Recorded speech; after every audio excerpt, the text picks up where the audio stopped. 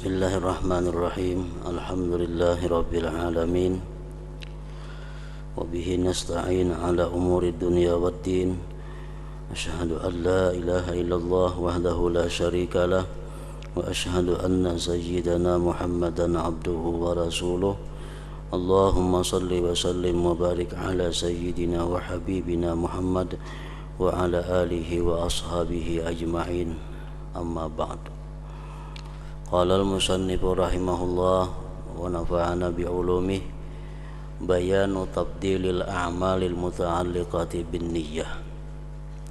I'lam annal a'mala wa in inqasamat aqsaman katsiratan min fi'lin wa qawlin wa harakatin wa sukunin wa jalbin wa daf'in wa fikrin wa dzikrin wa ghairi dzalik mimma la yatasawwaru ihsa'uhu wa istiqsa'uhu fahiya thalathatu aqsam ta'atun wa ma'asin wa mubahat.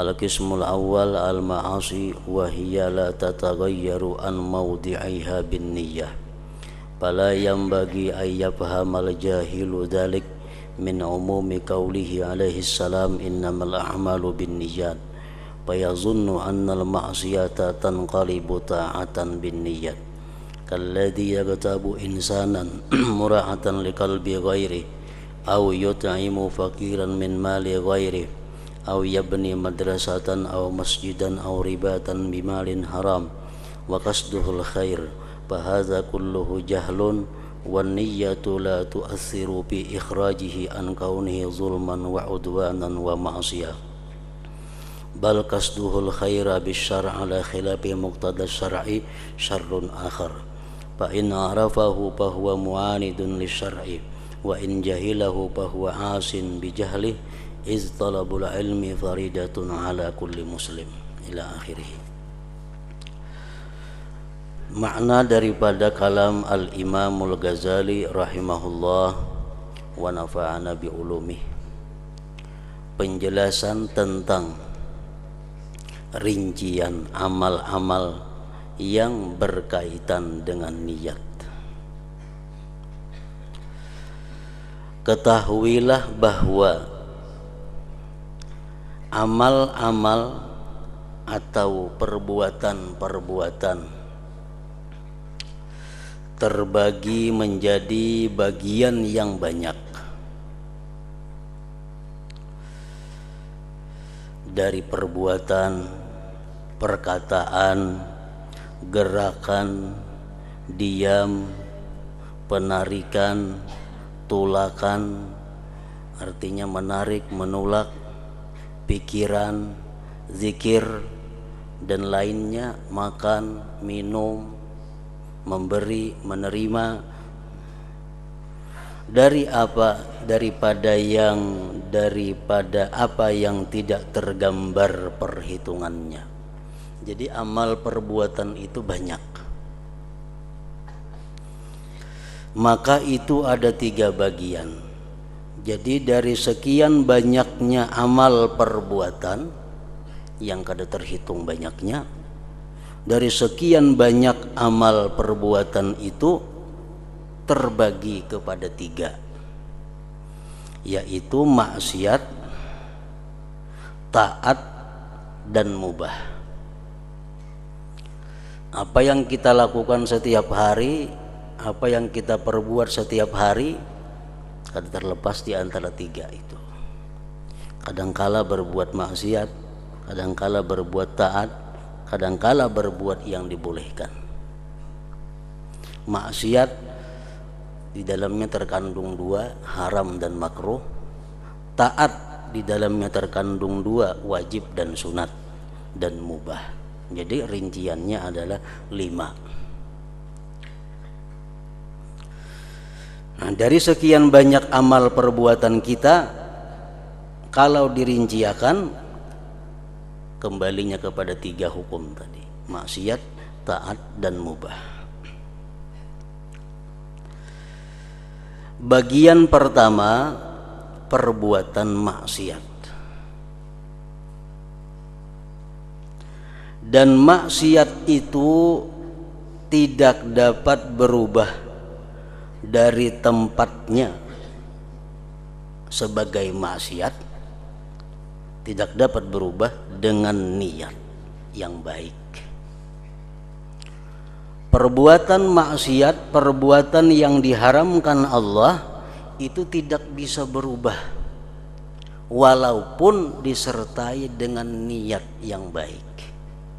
Tetap keadaannya itu adalah dosa, tetap keadaannya itu adalah maksiat.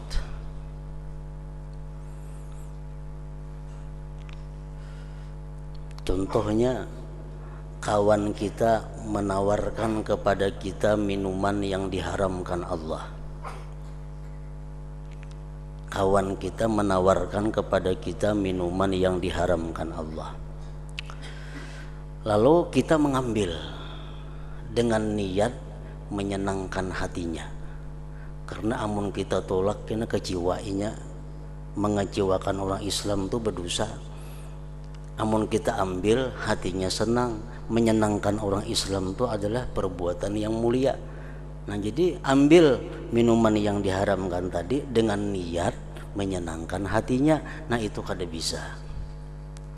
Kenapa? Karena sesuatu yang haram itu kada bisa berubah dengan sebab niat yang baik.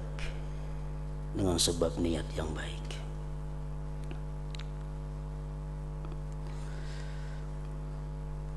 Dan maksiat itu tidak dapat berubah dari tempatnya sebagai suatu maksiat dengan niat yang baik.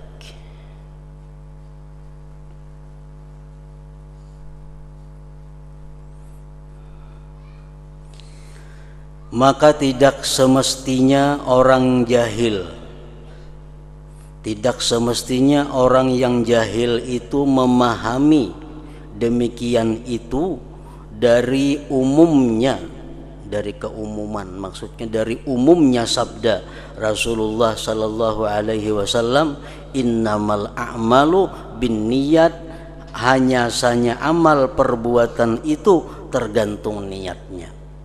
Ujarnya kan, ujar Nabi, amal perbuatan tergantung niat. Bila niat baik berarti baik, niat kada berarti kada. Nah, itu salah memaham, salah memaham hadis Nabi itu.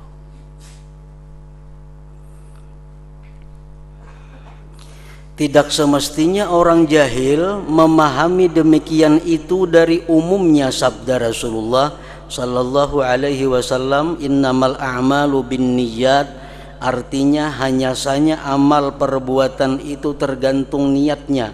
Lalu ia menyangka bahwa perbuatan maksiat dapat berubah menjadi perbuatan taat dengan niat yang baik. Nah, itu sangkaan yang salah, sangkaan dari orang-orang yang jahil. Kada kawa macam itu.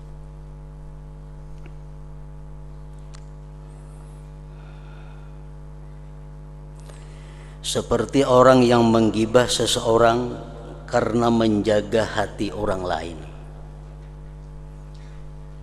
Misal kita bakawan berdua, kawan kita ini menyambati orang, menggibahi orang. Lalu kita nih berpikir, amun ku tagur tersinggung kena inya. Nah, jadi kada usah ditagur.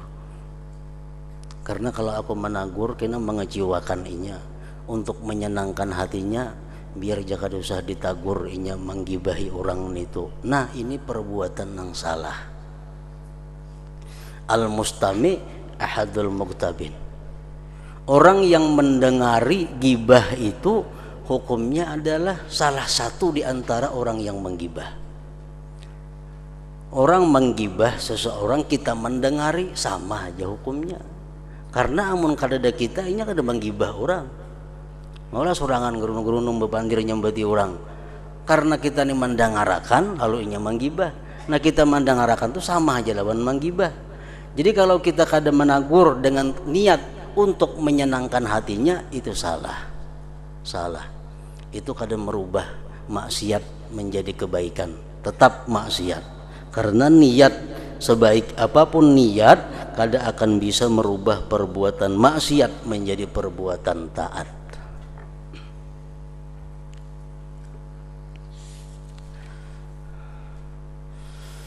atau memberi makan orang fakir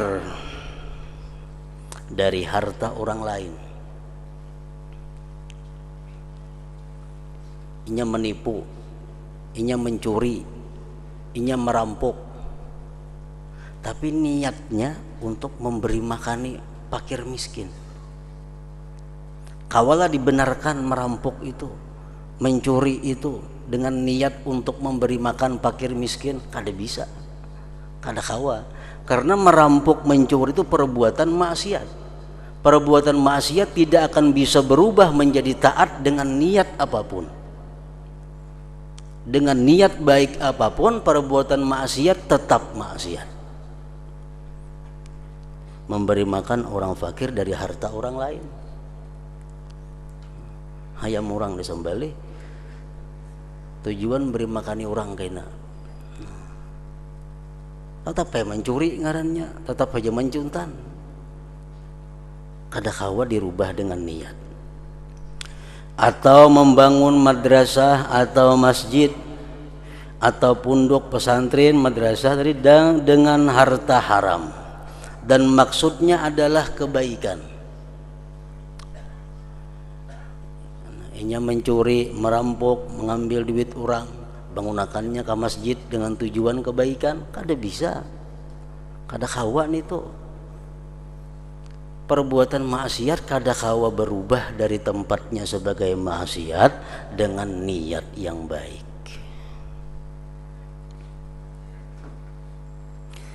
Maka ini semuanya adalah kejahilan. Kejahilan. Karena dia jahil, karena inya kada tahu, dikiranya macam itu baik. Berbuat nang haram, niatnya baik, ujarnya baik. Nah itu karena kejahilan inya. Maka ini semuanya adalah kejahilan. Dan niat itu tidak berpengaruh, tidak berguna. Niat itu tidak berguna pada mengeluarkan perbuatan tersebut dari keadaannya kezaliman, permusuhan, dan maksiat. Tetap inya maksiat. Bahkan maksudnya akan kebaikan terhadap kejahatan dengan menyalahi tuntutan agama adalah kejahatan yang lain, menambahi dosa. Menambahi dosa. Inya mencuri dengan niat memberi makani orang. Satu, dosa mencuri. Nang kedua, memberi makani orang lawan makanan nang kada halal. Nah bertambah dosanya. Jakanya inya mencuri, sagan memakan seorang, seorangan aja menanggungnya. Ini mencuri niat memberi makani orang. Niat itu kada berguna. Mencuri tetap dosa, memberi makani orang dengan harta nang haram menambahi dosa. Bahkan maksudnya akan kebaikan, niatnya akan kebaikan terhadap kejahatan dengan menyalahi tuntutan agama adalah kejahatan yang lain. Bertambah jahat artinya bertambah dosanya.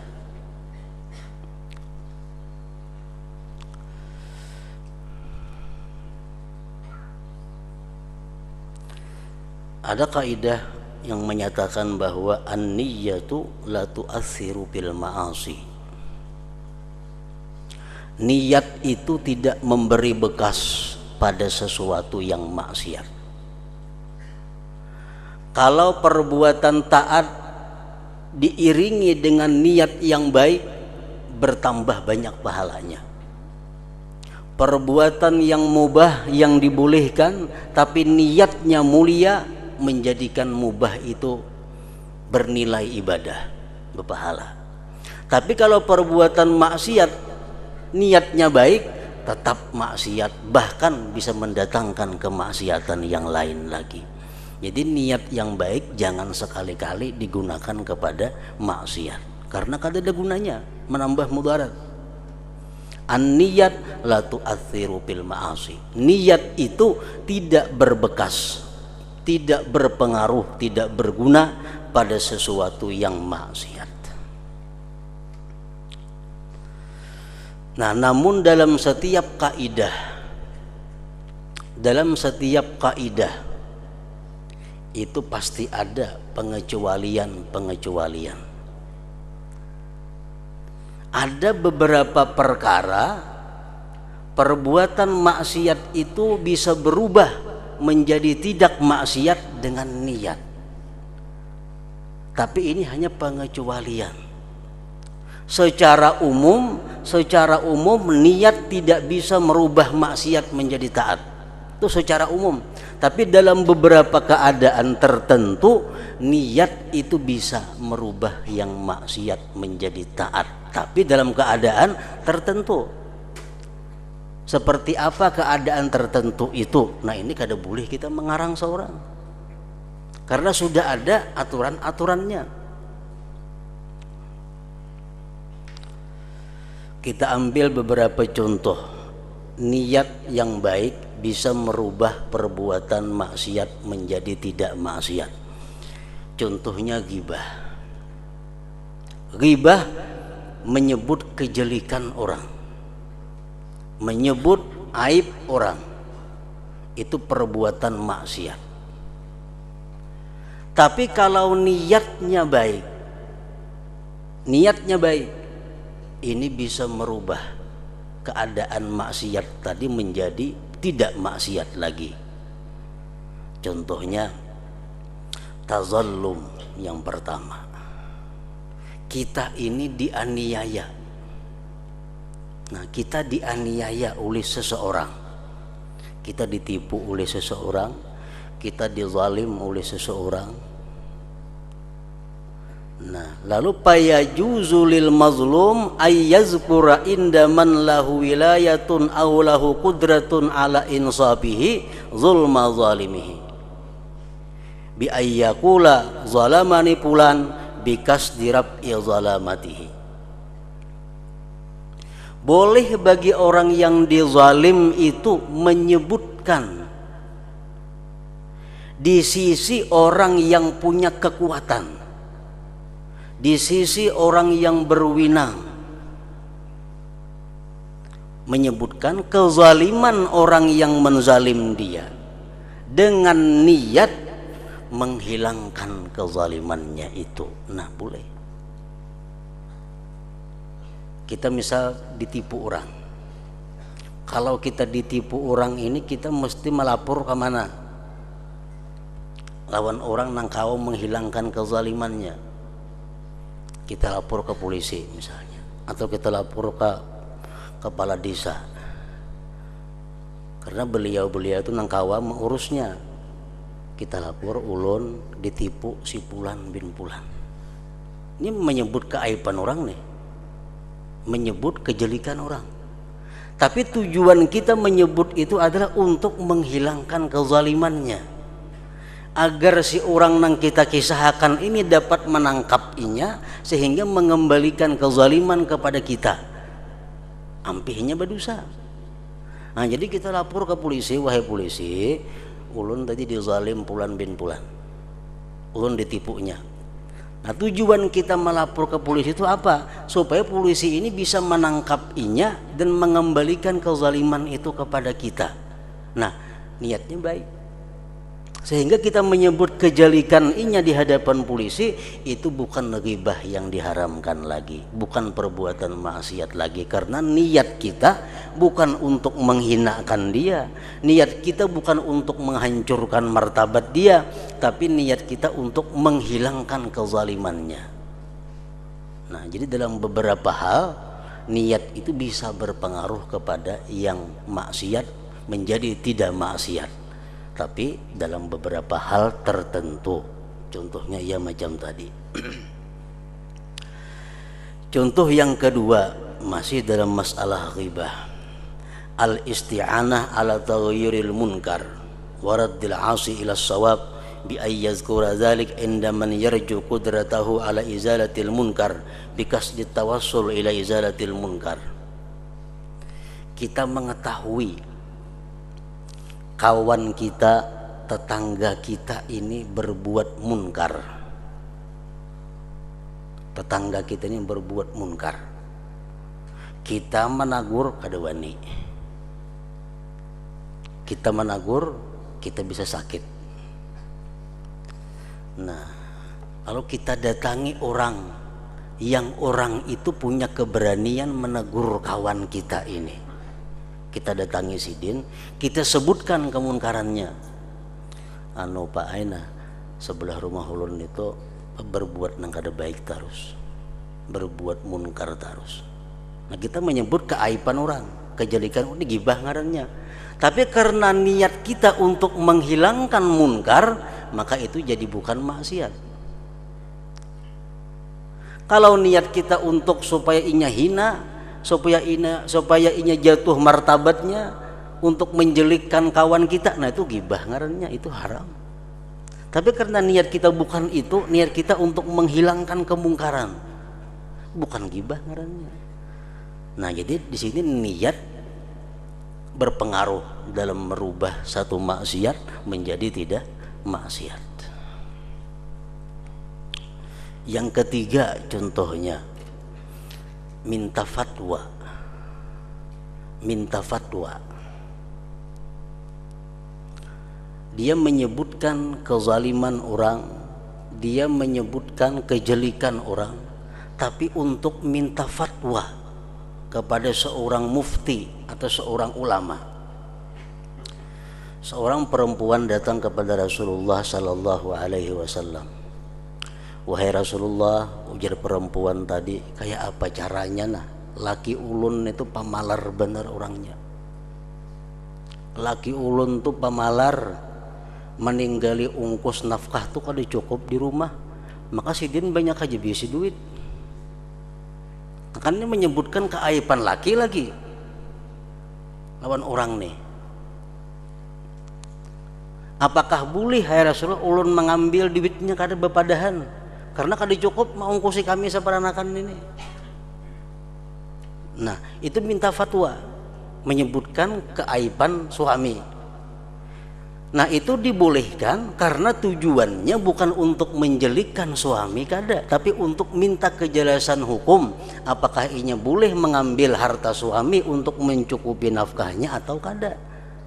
Niatnya bukan untuk merendahkan suami, untuk menghinakan suami kada. Niatnya untuk minta kejelasan hukum dirinya, apakah boleh atau kada mengambil harta suaminya tanpa sepengetahuan suami untuk mencukupi nafkah. Nah, ini boleh juga. Jadi niat seperti itu bisa merubah yang bukan, yang maksiat menjadi bukan maksiat. Yang keempat, contohnya kita menyebutkan kejelikan orang lain untuk menyelamatkan orang lain. Kita menyebutkan kejelikan orang lain tujuannya untuk menyelamatkan orang lain. Nah, tujuannya ini baik, lalu merubahnya dari maksiat menjadi bukan maksiat. Kalau kita madahkan si anu tuh maling, si anu tuh pemabuk, itu bisa gibah ngarannya. Tapi kita menyebutkan itu dalam rangka menakutkan kepada orang lain. Orang minta pendapat kepada kita, ujar orang lawan kita, kayak apa mun aku badagang bakung si lawan si Pulan itu baiklah menurut pian. Sedangkan kita tahu si Pulan tuh orangnya penipu. Nah, kita di sini menyambat orang nih. Berhubung orang ini minta pendapat kepada kita, kita mesti melayani. Ikam pada usaha bakung si lawan inyan itu. Kenapa garang ianya kada usah? Karena saya pengetahuanku inyan itu orangnya suka menipu. Suka menipu. Nah, jadi kita menyambat suka menipu tuh gibah. Tapi karena tujuan kita untuk menyelamatkan ini orang yang minta pendapat, kada gibah lagi ngarannya. Bukan maksiat lagi ngarannya. Nah, jadi memang secara umum niat tidak bisa merubah perbuatan maksiat menjadi bukan maksiat. Tapi dalam beberapa hal ada pengecualian. Ada beberapa hal niat itu berpengaruh di dalam merubah satu maksiat menjadi bukan maksiat. Nah tapi kita jangan hendak mengarang-arang seorang itu ada aturannya sudah.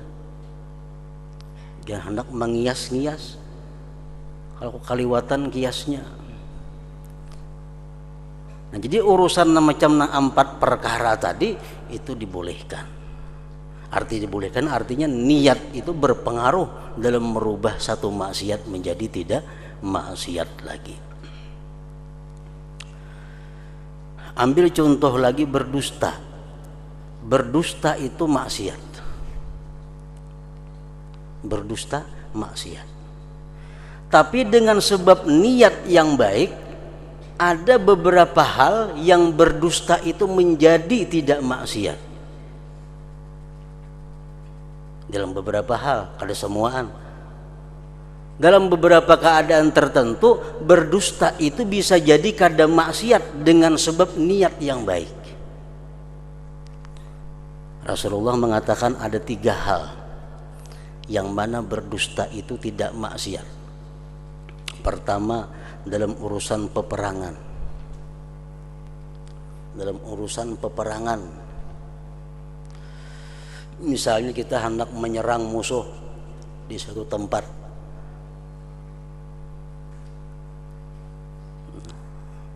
Musuh kita di Tanjung umpamanya. Lalu hendak menyerang ke sana. Lalu kita umumkan kepada anak buah, kepada prajurit kita akan menyerang musuh besok hari di Tanjung. Jalan Paringin. Kita berangkat. Padahal kita sudah merencanakan jalan amuntai kaina. Tujuannya apa? Supaya musuh itu kita mendengar berita ini salah perkiraannya. Tujuan untuk mengelabui musuh. Nah, satu.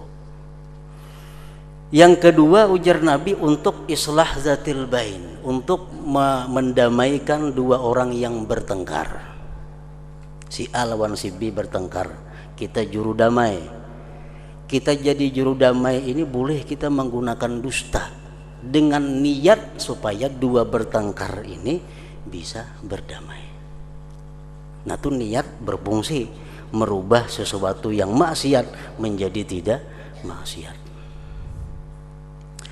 Yang ketiga ujar Nabi liyurdi zaujaha, untuk menyenangkan pasangannya. Untuk menyenangkan pasangannya. Di situ berdusta dengan niat untuk menyenangkan pasangannya menjadi dusta yang bukan maksiat.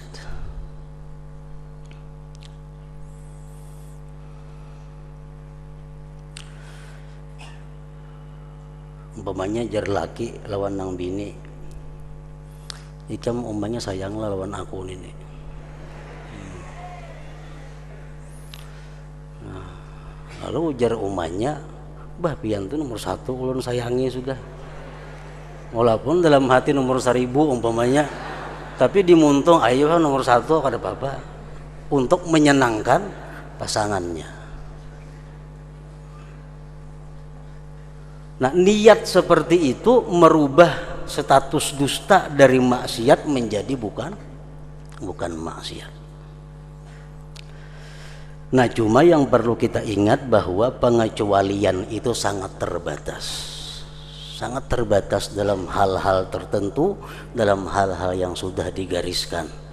Secara umum tetap kita berpegang kepada kaidah an-niyat la tu'atsiru bil ma'asi. Niat itu walaupun baik tidak berpengaruh dalam merubah maksiat menjadikan bukan maksiat, tetap maksiat.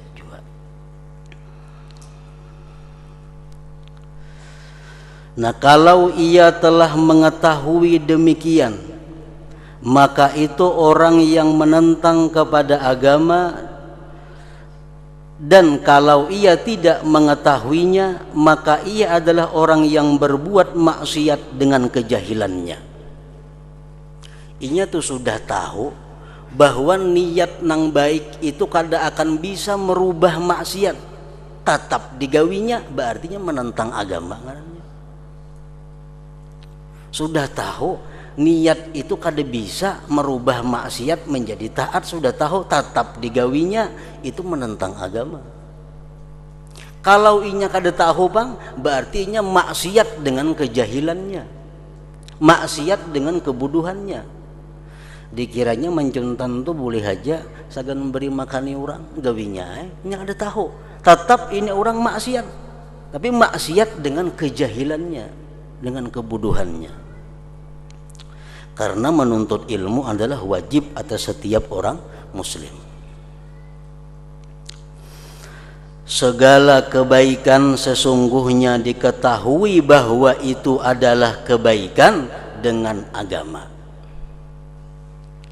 Sembahyang dikatakan kebaikan, di mana tahunya? Karena agama mengatakan itu kebaikan. Bersedekah itu kebaikan, di mana kita tahu bersedekah itu kebaikan? Karena agama mengatakan sedekah itu kebaikan. Lalu bagaimana kejahatan itu menjadi kebaikan? Artinya kada mungkin yang jahat itu menjadi kebaikan hanya dengan niat yang baik. Alangkah jauh demikian itu. Tetapi yang menganjurkan bagi demikian atas hati adalah tersembunyinya nafsu syahwat dan batinnya hawa nafsu.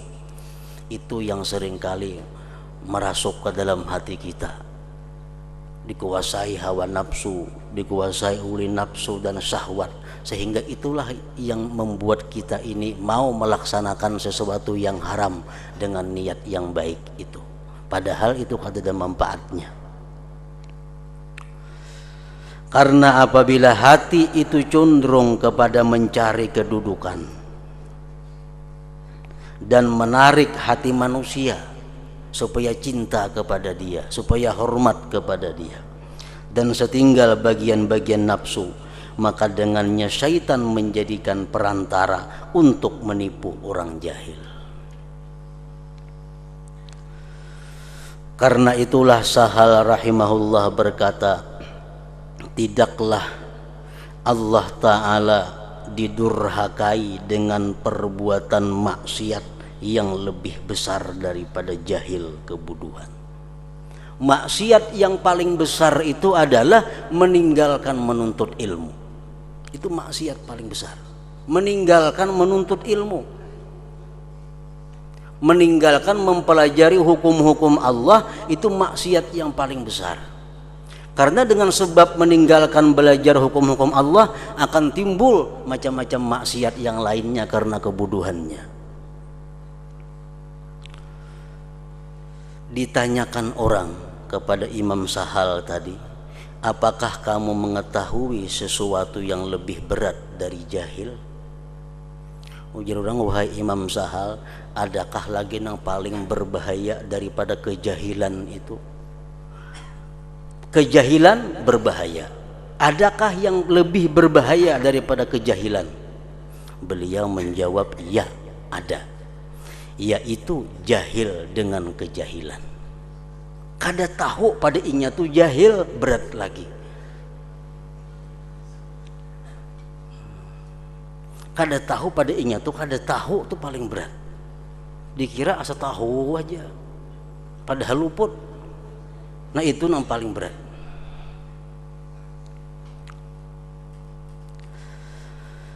Imam Khalil bin Ahmad berkata, dibuat oleh Imam Ghazali dalam beberapa kitab beliau yang terkenal, ujar Sidin, seseorang itu ada 4 macam. Rajulun yadri wa yadri annahu yadri fadzalika alimun fattabi'uh. Ada orang yang punya ilmu dan dia mengetahui, dia sadar bahwa dia punya ilmu. Inya alim orangnya, dan inya tahu pada dirinya alim. Nah, kalau kita berhadapan dengan orang seperti itu, bakawan dengan orang seperti itu, fattabi'uh, ikuti dia, umpati. Orangnya alim dan inya tahu pada dirinya alim, tahu pada dirinya punya ilmu, umpati, kada salah. Yang kedua, warajulun yadri wala yadri annahu yadri. Fadzalika naimun fa'aikizuh. Yang kedua, ada orang yang punya ilmu. Orang ini punya ilmu, tapi inya kada sadar bahwa dia punya ilmu. Orang seperti ini bangunkan, sadarkan inya. Sekolah agama di mana-mana tamat, di pondok ini tamat, di madrasah ini tamat, alim orangnya. Kemudian inya berusaha jadi pengusaha besar. Nah, ini orang punya ilmu, cuma inya kada sadar bahwa inya itu punya ilmu karena terlanjur berusaha. Nah, bangunkan inya agar inya kembali kepada ilmu, karena inya kada sadar bahwa dia itu alim. Yang ketiga, warajulun la yadri wa yadri annahu la yadri fadzalika mustarsyidun fa'allimuh. Yang ketiga, orang yang tidak punya ilmu. Inya kada punya ilmu dan dia pun sadar, tahu bahwa dia tidak punya ilmu. Inya tahu inya ini bungo, kada punya ilmu. Nah, itu orang perlu diberi pelajaran. Fa'allimuh, lajari ilmu. Lajari ilmu. Karena inya kada berilmu dan inya sadar pada inya kada punya ilmu. Yang keempat, warajulun la yadri wa la yadri annahu la yadri fadzalika jahil fahdharuh wa mukutuh. Yang keempat ini orang yang tidak punya ilmu dan dia tidak sadar bahwa dia tidak punya ilmu. Inya kada sadar pada inya tuh kada beilmu. Orang kada beilmu dan inya kada sadar bahwa inya kada beilmu. Nah, ini orang jauhi, yang dikawani. Fahdharuh, takuti dia. Kenapa? Ini orang bungul pada pintar. Orang nang kada beilmu tapi kada tahu pada inya tuh kada beilmu. Bila bakawan macam itu, fahdharuh, takutlah kamu kepada dia.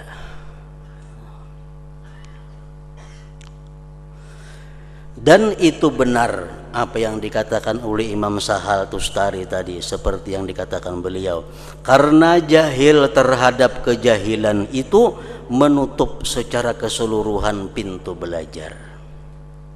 Orang untuk kada berilmu tapi nya kada merasa, nya kada mau belajar, kada mau belajar, baca buku kada mau, nangadakan ceramah kada mau, hadir ke pengajian kada mau. Kenapa? Inya kada merasa pada inya tuh kada berilmu.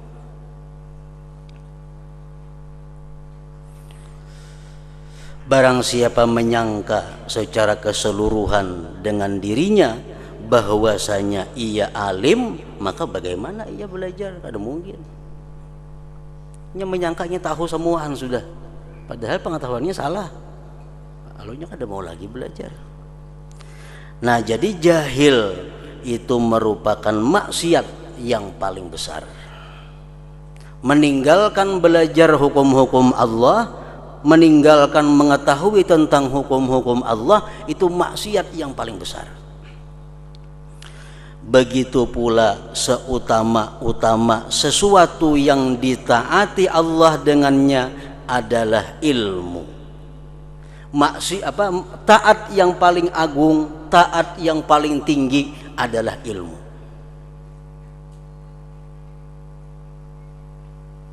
Taat mana aja kada melawan ilmu. Ilmu kepalanya taat. Makanya orang yang menuntut ilmu diberi Allah kelebihan-kelebihan daripada orang yang beribadah. Kenapa? Karena ibadah itu anaknya ilmu. Tanpa ilmu kada kau beribadah. Kada ada ilmu kada kau beribadah. Jadi ilmu ini kepalanya. Makanya ujar Nabi SAW, beliau bersabda, la anta kedua fatata'allama baban minal ilmi khairun min an tusalliya mi'ata rak'ah. Engkau pergi menuntut ilmu, belajar satu bab di situ, itu lebih baik bagi engkau sembahyang 100 rakaat. Kita belajar ilmu sebab lawan orang sembahyang 100 rakaat, mana ganalnya pahalanya? Ganal belajar ilmu. Karena ibadahnya itu anaknya ilmu. Hadis yang lain Rasulullah mengatakan hudhuru majlisi alim afdal min salati alfi rak'atin wa iyadati alfi marid wa syuhudi alfi janazah. Menghadiri majlis ilmu agama, menghadiri majlis belajar pengetahuan agama itu lebih afdal daripada sembahyang 1000 rakaat. Ditambah lagi mailangi 1000 orang garing. Ditambah lagi umpat ma'atar kakubur 1000 jenazah. Ma'atar jenazah, mailangi orang garing, sembahyang, kita tahu semuaan itu baik karena ilmu. Karena ilmu. Makanya kada ilmu kada tahu pada itu baik. Nah, jadi menuntut ilmunya itu jelas lebih afdal daripada ibadah tadi. Nah, begitu pula seutama-utama sesuatu yang ditaati Allah dengannya adalah ilmu. Dan kepala ilmu adalah ilmu tentang ilmu. Ilmu tentang ilmu.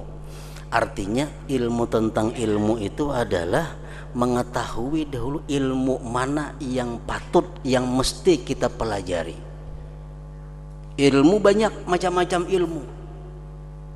Sekaligus dipelajari, kada mungkin kawa kepala kita menampungnya. Nah, kalau diadakan urutan-urutan, nang mana dahulu dipelajari, nang mana nang nomor 2, nang mana nomor 3, nang mengetahui itu kepalanya ilmu. Dan kepala ilmu adalah ilmu tentang ilmu. Sebagaimana kepala kebodohan jahil adalah kebodohan terhadap kebodohan.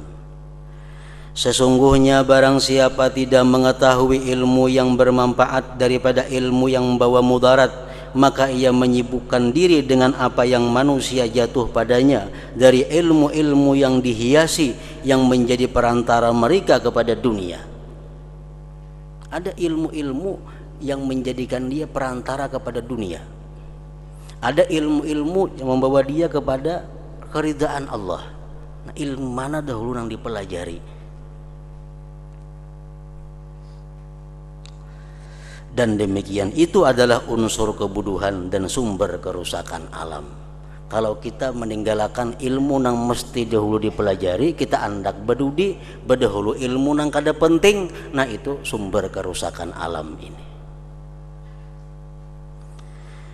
Yang dimaksud adalah bahwa barang siapa bermaksud kebaikan dengan perbuatan maksiat karena kebodohan, maka ia tidak dimaafkan Allah. Orang tuh berbuat dosa, niatnya baik, kada berbekas, dan itu jadi maksiat, Allah kada akan memaafkan karena kebodohan inya, karena kejahilan inya. Kalau bang kena balasan ulun kada tahu pada itu kada boleh, kada ada maaf seperti itu, tetap dia dihukum. Kenapa mencuntan niat memberi makan orang, dikira ulun itu boleh aja jadi ulun gawi. Nah, kada kawa alasan seperti itu. Kada ada maaf bagi orang yang jahil. Tidak ada maaf bagi orang yang jahil, kecuali apabila ia adalah orang yang baru masuk Islam. Namun inya hanya masuk Islam, memperbuat nang macam itu, dimaafkan Allah. Dan tidak mendapatkan sesudah itu waktu untuk belajar. Ini hanya masuk Islam, mencuntan, hendak memberi makani orang, ini kada tahu dikiranya boleh aja, itu dimaafkan Allah. Kenapa? Karena ini belum ada waktu untuk mempelajari agama, hanya masuk Islam. Kalau orang nang mulai ninik moyang Islam, kada ada lagi alasannya. Allah Subhanahu wa taala berfirman, "Fas'alu ahla dzikri in kuntum la ta'lamun." Artinya, maka tanyakanlah, takunakan kepada orang-orang yang berilmu jika kamu tidak mengetahui. Amun kada tahu, betakun hukumnya. Betakun hukumnya apa ngalihnya? Nah, kada ada alasan kada tahu hukumnya kalau kita hidup di tengah kota. Kalau kita sudah lawas beragama Islam. Nah, hingga situ Rasulullah sallallahu alaihi wasallam bersabda,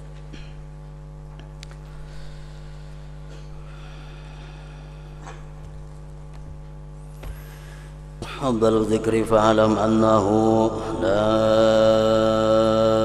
ilaha illallah Muhammadur Rasulullah, la ilaha illallah Muhammadur Rasulullah, la ilaha illallah Muhammadur Rasulullah, la ilaha illallah, la ilaha illallah, la ilaha illallah, la ilaha illallah, la ilaha illallah.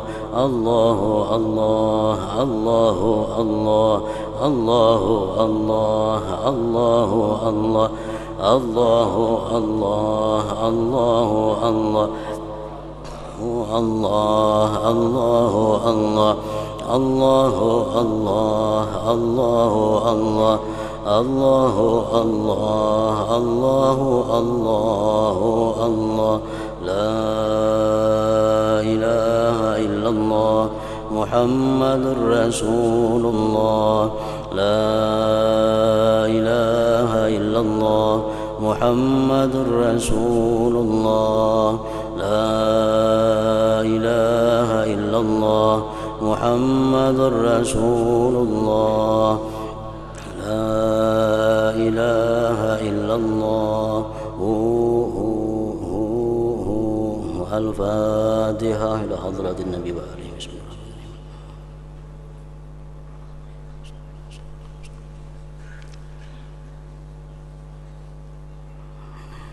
فيا أيها الراجون منه شفاعة صلوا عليه وسلموا تسليما.